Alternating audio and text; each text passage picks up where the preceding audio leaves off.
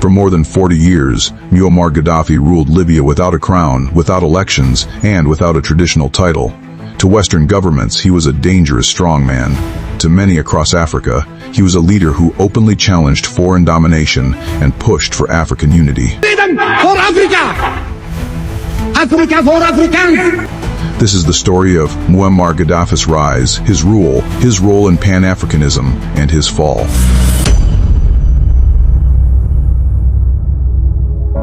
Muammar Gaddafi was born in 1942 near the city of Sirte, in a poor Bedouin family living under colonial influence.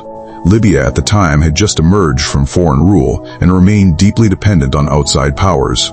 From a young age, Gaddafi was influenced by revolutionary ideas, especially those of Egypt's leader Gamal Abdel Nasser, who promoted anti-imperialism, nationalism, and resistance to Western control. In 1969, at just 27 years old, Gaddafi led a military coup that overthrew Libya's monarchy while King Idris was abroad. The takeover was swift and largely without resistance. Gaddafi declared Libya a republic and promised to return the nation's wealth to its people, end foreign influence, and lead a new revolutionary path. Once in power, Gaddafi nationalized Libya's oil industry, using the revenue to fund education, healthcare, housing, and infrastructure. Living standards improved, and Libya became one of the most developed countries in Africa by key social indicators. But political power became increasingly centralized. Political parties were banned, dissent was crushed, and the state revolved entirely around one man. Gaddafi rejected traditional government systems and introduced his own political philosophy outlined in his book, The Green Book. He claimed Libya was ruled directly by the people, but in reality, all major decisions flowed through him. Over time, fear and loyalty became the pillars of his rule. Initially, Gaddafi focused on Arab unity, attempting to merge Libya with neighboring Arab states. These efforts repeatedly failed. By the 1990s, he shifted his vision decisively toward Africa. Disillusioned with Arab nationalism, Gaddafi embraced Pan-Africanism as his new ideological mission. The mission is to encourage my brothers and I will help the African peoples to unify our continent. He called for a United States of Africa, arguing that African nations could only be truly free if they united politically, militarily, and economically. He pushed for a single African currency, a common African army, and African control over natural resources. Gaddafi believed Africa's poverty was not accidental, but the result of continued economic dependence on former colonial powers. Unlike many leaders, Gaddafi backed his vision with money. Libya became one of the largest financial supporters of the African Union. Gaddafi paid membership dues for poorer countries, invested billions in African banks, telecommunications, and infrastructure, and funded development projects across the continent. Thousands of African students received education and housing in Libya. To supporters, Gaddafi was Africa's most committed Pan-African leader. To critics, he was using wealth to gain influence.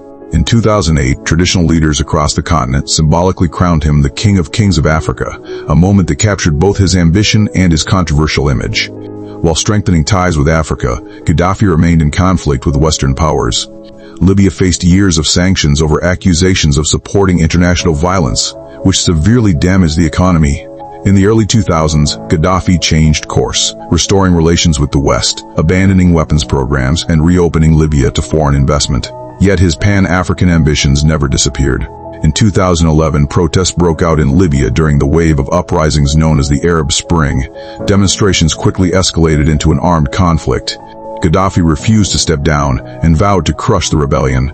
As violence increased, NATO launched a military intervention, claiming it was necessary to protect civilians. Today, I can report that, thanks to the brave men and women in uniform, we've made important progress. As Commander-in-Chief, I face no greater decision than sending our military men and women into harm's way. And the United States should not, and cannot, intervene every time there's a crisis somewhere in the world. But I firmly believe that when innocent people are being brutalized, when someone like Gaddafi threatens a bloodbath that could destabilize an entire region, and when the international community is prepared to come together to save many thousands of lives, then it's in our national interest to act. And it's our responsibility. This is one of those times. Our military mission in Libya is clear and focused. Along with our allies and partners, we're enforcing the mandate of the United Nations Security Council. We're protecting the Libyan people from Gaddafi's forces.